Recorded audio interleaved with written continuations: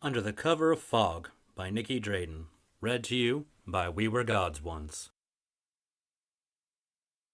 A silver-winged surveillance fly buzzes near my ear, and I resist the urge to shoo it away. Whoever had worked the magic on it had done a shutty job.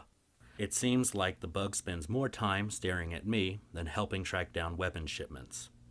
My first few weeks of working the docks I hadn't found much. But now not a day goes by without me uncovering a crate full of jewel-encrusted battle mallets, or bone-carved armor, or poison-infused knives. Tension is brewing in Ravnica. I'm sure of it.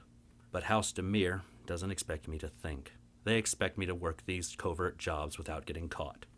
With crates stacked a dozen high and crammed into a maze of thin passageways, my job is simple. A quick crowbar to the lid, crack the crate's seal, just enough to let the bug fly inside, then it zips back out, and we move on to the next. Only this time, a gleam inside the crate catches my attention. Buttress South Whiskey, the label reads, and without another thought, the whiskey bottle is in my hands. Expensive, enchanted, and aged in casks made from 1,000-year-old trees poached from Celestian forests. Immoral? Maybe. Lucrative? Definitely. Serves them right for not sealing the crate with a stronger spell. The bug chirps at me, urging me on, but it's too late. My mind's already imagining the pile of gold Xenos I could get for it. The long, slim bottle would fit nicely into the pocket of my trench coat. No one would notice. Suddenly, the bug whistles, then I look up, now all too aware of the approaching footsteps I should have been listening for. Sloppy Merritt. Sloppy. Fog swirls, obscuring me from view, and in those last few moments of bought time, I shove the bottle snugly into the divot of packing straw, gently tap the lid closed, then try to look inconspicuous. "Ah, Merritt," says Grimbly Wathis, my boss, arms crossed over his wide chest, horns scraping against the stacked crates on the other side of him. He's half man, half bull, total grindhard. Just the guy I was looking for. "Sir?" I say, averting my eyes, trying to blend into my surroundings, wishing I could become invisible. "Fog's too thick, and I've got a potential investor wanting to see the harbor. Clear it for me." "Can't Warwick do it?" I ask.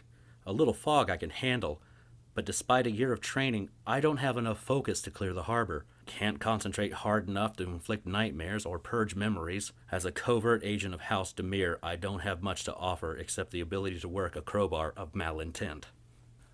"Warwick's out, and Bender too. You're all I've got." He looks me up and down, nostrils flaring. "Unfortunately." "Thanks for the vote of confidence." "How's this for confidence? You don't clear it, and you don't get your pay for the day." "I'm on it, boss," I grumble. Should have taken the damn bottle. There's no way I'm going to get this fog cleared. Bills are overdue, wife and kids are hungry, another day with docked pay and deeper in debt. I amble up to the very edge of the deepest pier and focus on the magic all around me. I pull, drawing the power in like an inhale of glass shards, then release. A force from within me beating like thunder against the inside of my eardrums. Fog swirls, barely, clearing about halfway to the other side of the river, just enough to reveal a sleek Simic schooner with spiral emblazoned sails cutting through the water. Two merfolk keep pace beside the boat. The one in the lead turns towards me, scowls, then presses a webbed palm against the hull of the ship. Within seconds, the schooner fades into shimmering blue-green ripples, indistinguishable from the choppy water unless you knew right where to look. Grimbly Wathis stomps his hooves, his deep, roaring laugh a near-perfect match to the blare of a foghorn. "Didn't see that, did we?" he says, turning to his investor, his mischievous smile stretched wide. "The cover of fog is a key selling point for the kinds of ships that sail through these parts, and as you'll come to find, it's a very profitable one. Tomorrow, I will show you the harbor. Tonight, we will drink to the beginnings of a new partnership." Grimbly Wathis slaps his massive furred hand against the investor's back, moving him along, but not before aiming a soul-crushing glare down at me. My feet pad softly against the wet steps to my apartment building, avoiding the crunch of leaf litter piled in the corners. Tenements crowd together, their spires jutting up like an enormous mouthful of pitted fangs. Sun doesn't shine here, ever. Keyhole Village isn't the worst neighborhood we could have ended up in, by far, but sometimes the gloom gets to me. 9 stories up, I sneak a peek into an open window. Our small kitchen looks like it's been hit by a rage spell. Overturned bowls and measuring spoons spread across the counter. Tashi's balancing the baby on her hip as she conjures minor healing salves from a blend of arrowroot and boar spice to sell at the market. She's working under the dim light of a single candle floating uncomfortably close to the loose fabric of her cloak. It's the green cloak, with the golden leaves printed on the trim. I seem to remember it fit fine. Once. I turn the knob and step inside. House Dimir has nothing on the traps that litter our floor. Wooden blocks sit and wait, ready to impale a bare foot with their sharp corners. A wheeled xylophone made of rib bones offers a fast track to a broken neck. I step around them, nearly second nature now, and get ready to break the news to my wife. "Merritt, finally!" Tashi says, exasperated. She shoves the baby into my arms, who is almost a year old now, but he's still as fussy and listless as a newborn. He barely weighs anything at all, his nose a constant dribble of snot. 2 seconds of holding him, and it's all over my lapels. "Daddy!" Sosh, my oldest, comes barreling up to me, head hitting me right in my gut. I bite back the pain as I force a smile onto my face. "Sosh, shouldn't you be in bed?" I ask. "I wanted to see you, Daddy." "You've been good for your mother today?" "An absolute terror," my wife grates at me. "Broke a bottle of Mat Tea root essence. Whole thing ruined. Where are we going to get money to replace that? Money to run the gas lamp so I'm not hunched over this candle all day? Money to feed the baby?" "I brought home a dozen apples yesterday," I remind her, hoping it will stall the next question. "Where's the pay from today?" The job at the docks, it may be a covert assignment, but the money's real, and it's the only thing keeping us afloat. "They're mush, Merritt. Market mush. Baby eats and isn't getting any bigger. He needs real food. The kind you get from a proper grocer. Something that will fill him." "I need filling too," Sauce yells, patting her belly. "And Mum." "To bed!" my wife scolds her, and little feet pad against the stone floor. Sosh ducks into her sleeping nook next to the unlit hearth, then buries herself in a mound of threadbare covers, tattered warming spells drifting off them like tufts of shed fur. I open my mouth, but for the first time I notice how sunken my wife's face has become. A lump catches in my throat, and the words just won't come out. "I didn't." "Get the food, Merritt. I don't care how." She pries the baby from my arms, then starts enchanting her herbal mix again. I stand there for a moment, trying to figure out how this has become my life. Fog seeps in from under the gap in the front door, twirls around me, like the dreariness of the streets has come to claim its stake inside my home, inside me. Stealing from the grocer isn't nearly as easy as stealing from the market at Keyhole Downs. Oh, they're nice enough here. Seems I've got a personal escort, following 5 steps behind me. Big smile on his face. I try to lose him, snaking up and down the aisles past a display of steaming minced elk pies, a floating pile of blemish-free fruits, and bins containing 12 different types of live maggots for the discerning Vashino. But no matter what I do, the market clerk is still there. I guess the same scarred face that says, "Don't mess with me," to the vendors of Keyhole Downs screams, "Thief!" here in the posh neighborhood. I leave empty-handed, but for all my luck, I hear that roar of a laughter that has left me cringing on so many occasions. I look up and spot Grimly Wathis, an investor friend, coming out of an apartment 4 floors up. The building's massive, top-heavy, and drenched in cleansing spells, so it's impervious to graffiti. I knew he lived around here, but I hadn't imagined his place being this nice. Huge gas lamps cut through the murk, their light glinting off the silver sigils jutted out from the building's polished red stone. I watch as pedestrians scramble between archways of one market to the next.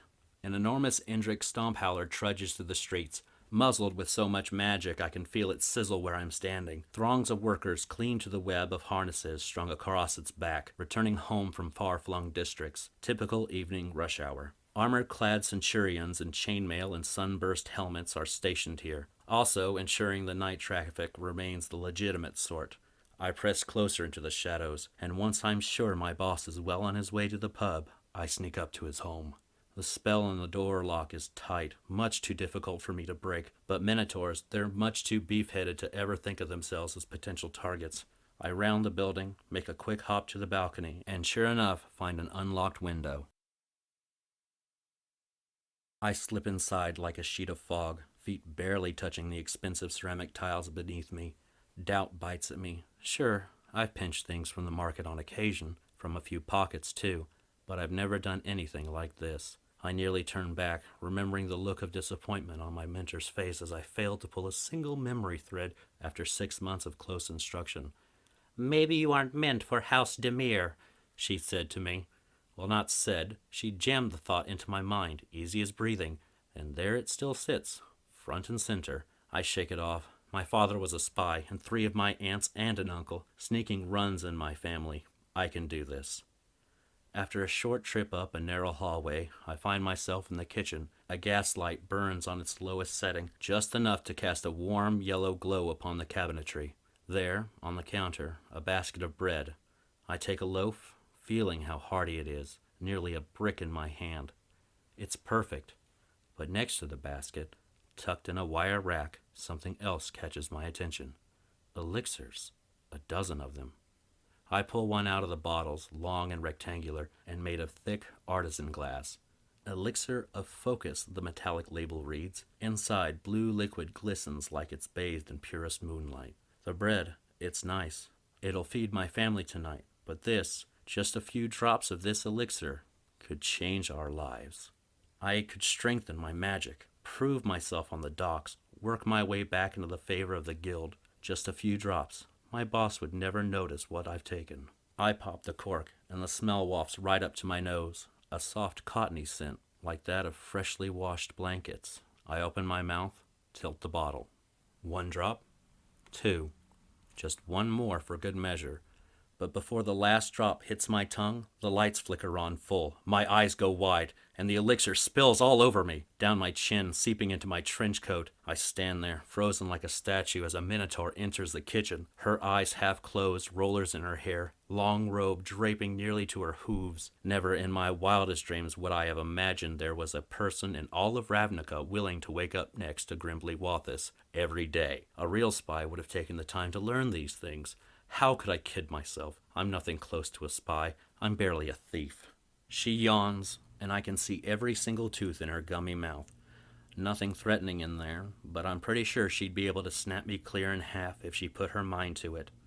I stand there, completely exposed, not even daring to swirl up fog around me. She's half asleep, half aware, but I can guarantee she won't stay that way for too long. She moves over to the counter across from me, pulls out a large metal bowl, and fills it to the brim with grass and barley. Then she scoops the bowl up into her hands and shuffles back towards me. But the elixir, I'm feeling it now.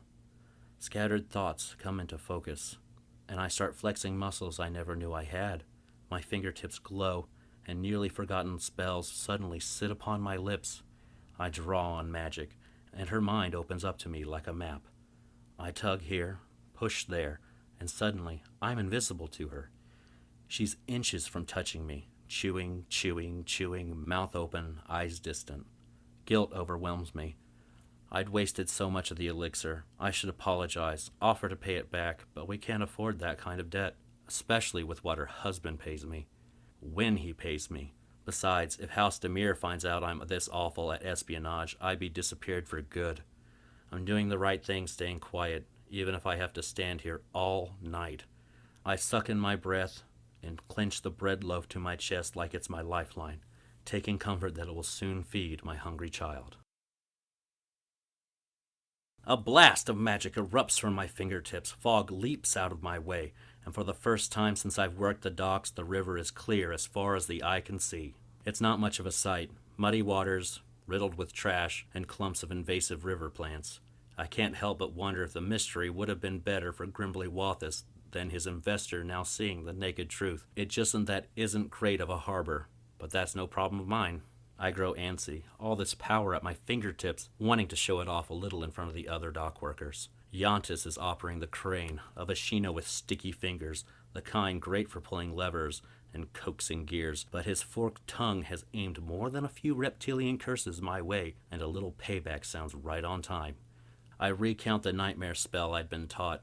It never materialized into more than a haze before, but now Yontis has ribbons streaming off his brain, just waiting for me to give them a yank. Power wells within me, so fast, so hard, I can't control it. Yontis screams, fighting all the terrifying nothings in front of him. The boom swivels left, the crate drops loose and goes tumbling toward Grimly Wathis and the investor standing at the edge of the docks. My boss sees the rogue crate, sees Yontis flailing, sees the few shreds of nightmare spells drifting from my fingertips. He scowls at me, then pushes the investor into the river at the last second. He barely has time to jump in himself before the crate smashes right where they had been standing. Glass cracks and the sharp scent of good whiskey fills the air. The surveillance bug hums in my ear again, tiny wings flapping, eyes pointing right at me. Nope, there's nothing covert about ruining 1,000 Xenos worth of cargo. I wince. Losing my job, I could handle, but once House Dimir comes knocking at my door, it'd be like I never existed. Heh, like they'd knock. Fast as I can, I run home. We have to pack up whatever we can and leave Keyhole. Maybe go into hiding in the old ghost quarter or seek refuge at the ruins of Mahovana, claiming the treetops as our new home. I turn the knob on our front door so hard that the lock shatters, remnants of weak magic slipping away like wisps into the air. Tashi stands there, holding the baby, giant smile plastered on her face. "Merritt! Merritt! You've got to see this!" She holds the baby up. He's flourishing, cheeks plump, his gummy smile glistening, and an undeniable spark in his eyes. "He's so strong now. Feel his muscles. I think he's going to walk any day." And then she's pulling me close, kissing my cheek, telling me how much she loves me, and I can't even get a word in about how our lives are about to change. Not for the better. "Everything's going to be okay." But me, I'm just staring at that bright blue elixir stain on the trunk of the bread my baby's been gnawing on, watching how it shimmers, ever so slightly, like moonlight. Then the baby sneezes, and every candle in our apartment bursts into flame. Something's happened, good or bad, I don't know. But no time to think with the beating on our front door. I wedge my weight against it. Grimly Wathis is hollering from the other side about he knew it was me who caused the incident, that I'd ruined his cargo as well as scared off his investor. They say merfolk cuss like you've never heard, but dock bosses have them beat. Hooves down.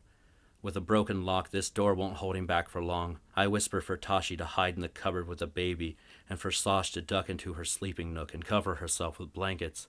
Me, there's no room left in our little hovel to hide. Doesn't matter anyway, because when that big hoof hits the flimsy door, splinters fly, and I take to the air, landing hard on my chin. It takes a moment for the fog inside my head to clear, but soon as I'm able, I reach out between me and Grimly Wathis, trying to pull those magic threads, trying to shield myself from sight, but it's useless. Now, Grimly Wathis is staring over me, brow bent, his stare as sharp as the tips of his horns, bits of flotsam clinging to his body, and he smells like a striking combination of dank river and wet fur. "You owe me for this, Merritt."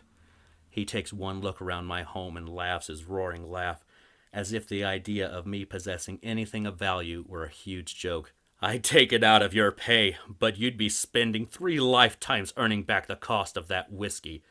Then I thought I'd just take it out on your hide, but it seems you do have something of considerate value after all." My heart constricts in my chest and doesn't let go. I watch his eyes track to our kitchen. "I'll do anything," I tell him, scrambling between him and the cupboard. "Clear the harbor every waking hour, double shifts. My wife will work too. We'll pay off whatever we owe you, I promise." "I saw what that child did through the window. The trick with the candles." His hoof knocks across my shin and I bite back the pain. Another kick right in the ribs and I crumple into a ball. Then he's past me, throwing open the door to the cupboard. Tashi is inside, whimpering. The baby is asleep against her chest. The sight of my wife's suffering, of my child in danger, ignites my fury, and I'm up to my feet again. I conjure the magic. Before it had been a chore, like sucking hard through a cracked straw, but now it enters me with a flow as unrestrained as a river. "A child like this is worth something," Grimly Wathis says, attempting to pry the baby from my wife's arms. She bucks and bites and screams, and now the baby is awake and hollering. The tips of my fingers dance with light, and the threads of my boss's mind open up to me. I pull and tug, weaving a nightmare especially for him, constructed of his deepest fears. Now Grimly Wathis is screaming too, a piercing and perfectly pitched note that rattles the glass of our gas lamps.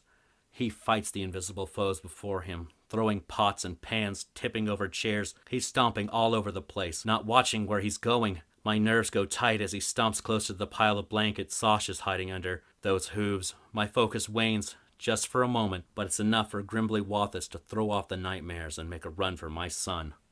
And like that, my baby is in Grimbly Wathis's arms, back arched, letting loose a heart-wrenching scream that tears me up inside.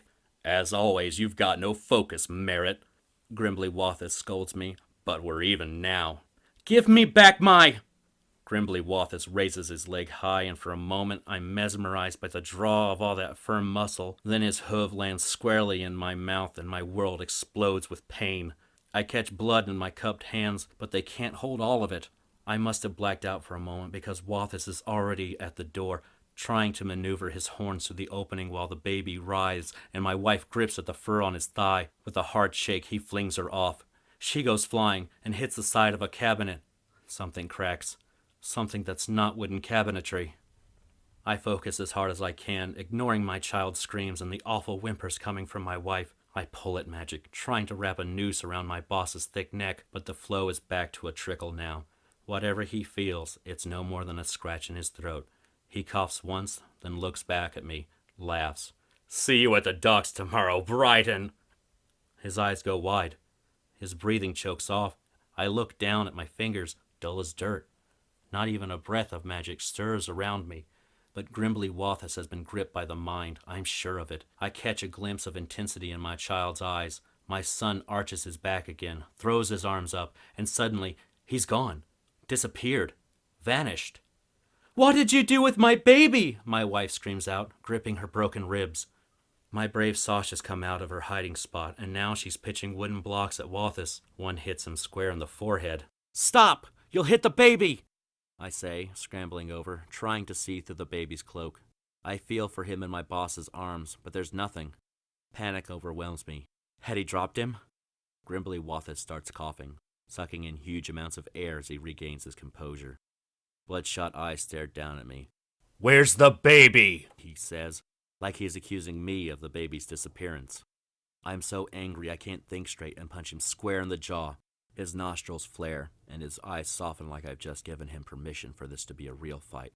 My fists are up, and then we're scrapping, and I'm trying to push him towards the door, and he's trying to fight his way back in. And then Tashi screams the baby's name, and we all stop and stare.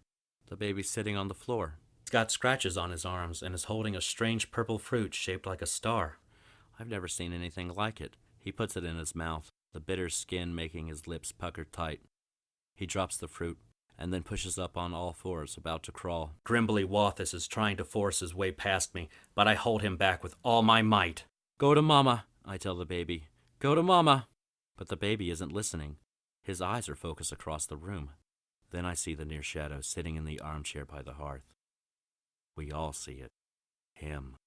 And I realize somewhere deep in the back of my brain that he's been sitting there a long, long time. He's draped in a flowing leather cloak, made from the hide of some beast that had gone extinct ages ago. He's regal, even upon the throne of our rickety armchair.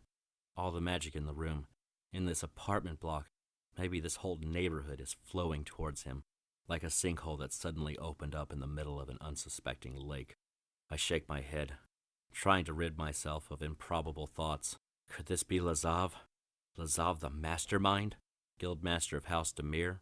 Every aching bone in my body wants to bow in his presence, though doing so would be the worst indiscretion I could make. The baby pushes up, and suddenly he's standing, wobbling back and forth and back again, before taking his first timid step.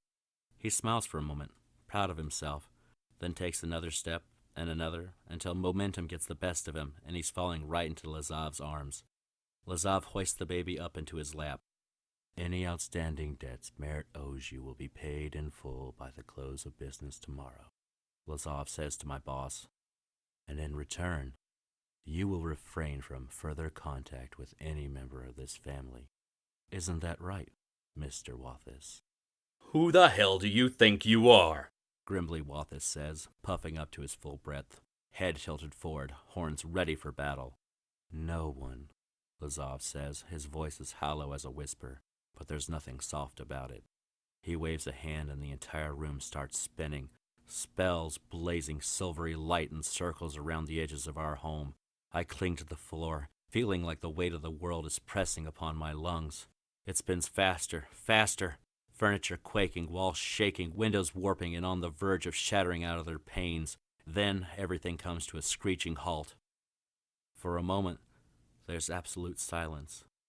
Then grimly Wathis mutters, "Okay, sounds good. Whatever you say." Then stumbles dizzily out of the house, nearly toppling over the balcony railing. "Good," Lazov says, smiling at me now, my son happily gnawing on one of his knuckles. "This babe will astound us in every way you've disappointed us." "You won't have my son," I say respectfully, yet firm. "We don't want your son, at least not that way. He'll stay with you. You will raise him as you see fit. But in return for paying off your debts, we would like to ask that we send a tutor to your home to oversee his learning. Of course, we will also provide you with a modest stipend, so that you can adequately provide for his needs, and yours." My jaw is dropped. I go over to Tashi, pulling her gently to me. I try to push away some of her pain. Then we just stare at each other, dumbfounded, each grasping for questions to ask and falling short. "Is my brother special?" comes Sasha's voice in a terror-ridden peep. Lazov laughs, a raspy laugh, like stones scratching against rib bone. Something in my brain twists sideways. My mind fogs over, and then all of a sudden, we're all laughing. And great Aunt Bay is sitting in our armchair, bouncing the baby on her knee. Sash is playing a tune on her xylophone, and Tashi's in the kitchen, chopping up some strange purple fruit she must have gotten at the market. I go stand next to her, and she smiles at me, then places a bit of the sweet pulp on my tongue. As I chew, my jaw aches some, like I'd been punched in the mouth. "You sure you're okay with my aunt staying with us for a while?" she asks. "Just until she gets back on her feet. She won't be much trouble, and she can help keep an eye on the baby while I get some work done." "Of course it's okay. I like her," I say. "There's just something about her, you know. That wisdom that comes with old age. I think she'll be good for our family." This has been Under the Cover of Fog by Nicky Drayden, read to you by